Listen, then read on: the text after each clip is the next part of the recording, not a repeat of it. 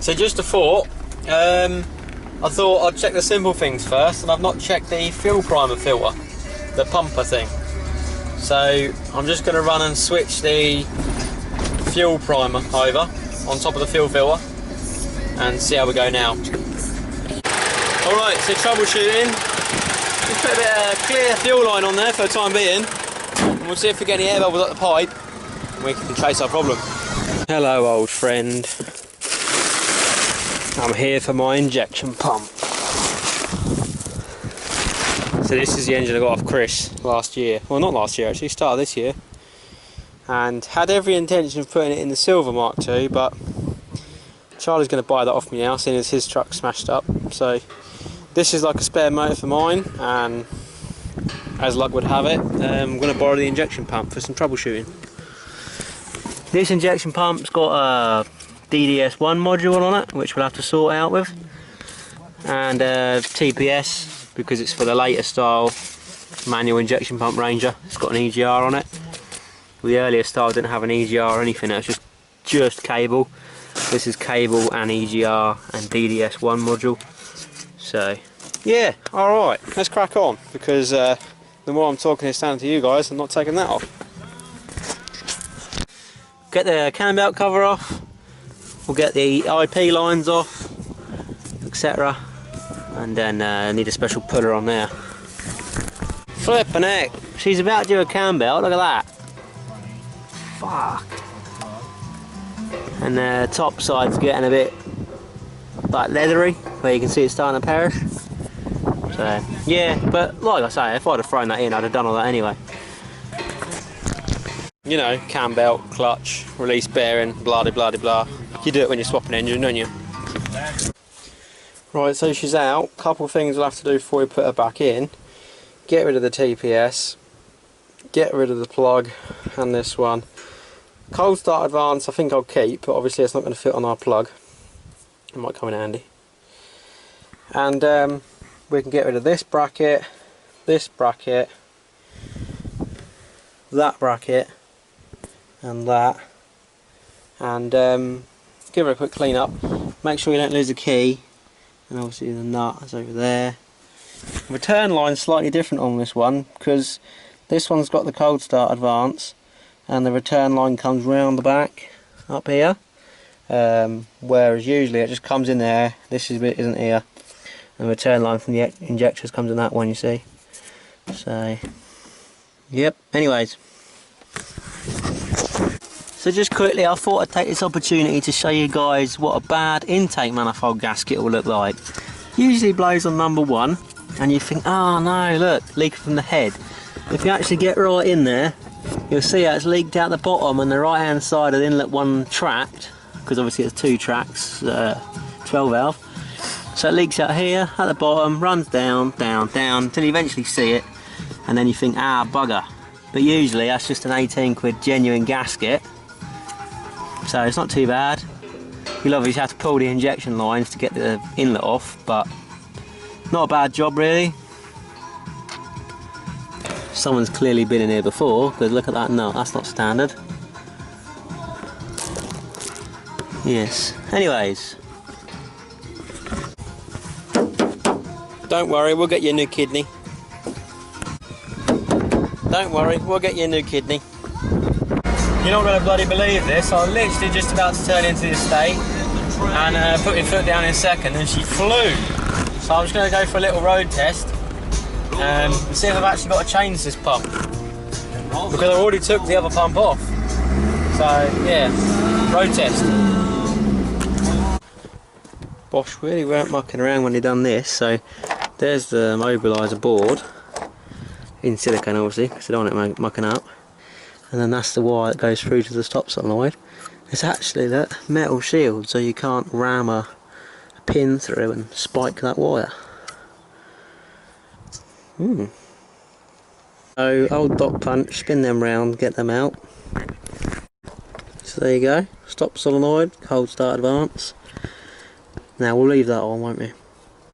Just messing, of course we're not going to leave that on. See to that right now.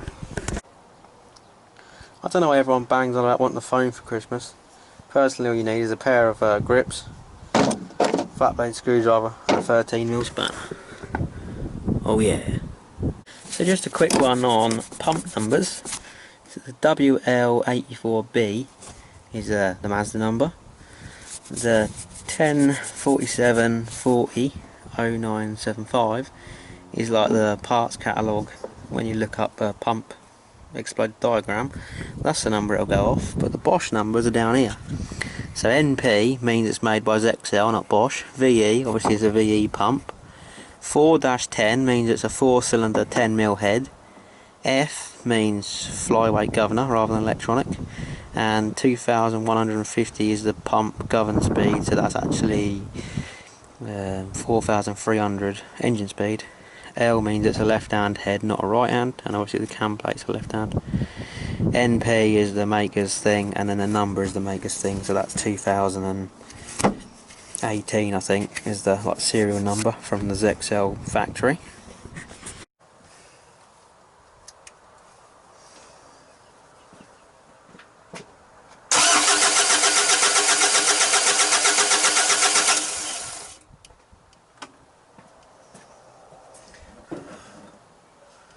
Right, so that's hopefully squirted some fuel out the delivery valves and just give them a clean. Yep. Looks alright. Starter motor's covered in diesel, so we're alright on that one.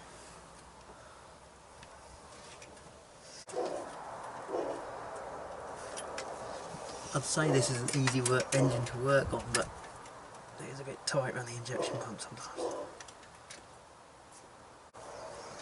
Right, number 4 injection line's on. Number 3 injection line's on.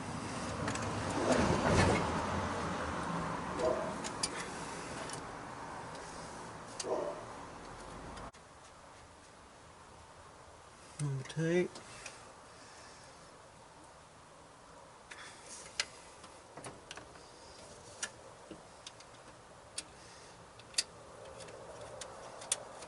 And number 1.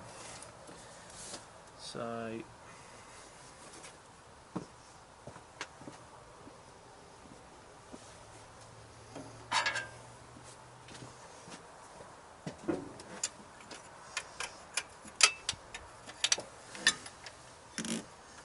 all the injectors are cracked.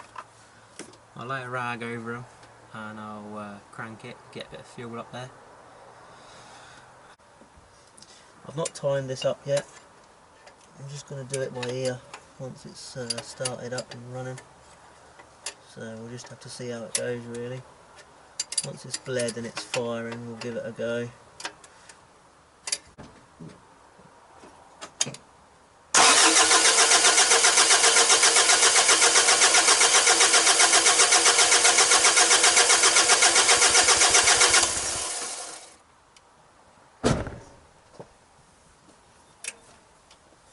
Oh yes. Right, so we've got some diesel coming out these now.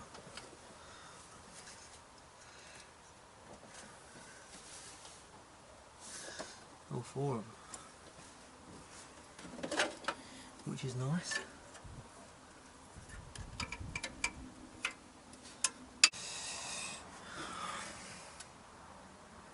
Well, I suppose we better give it a go, eh?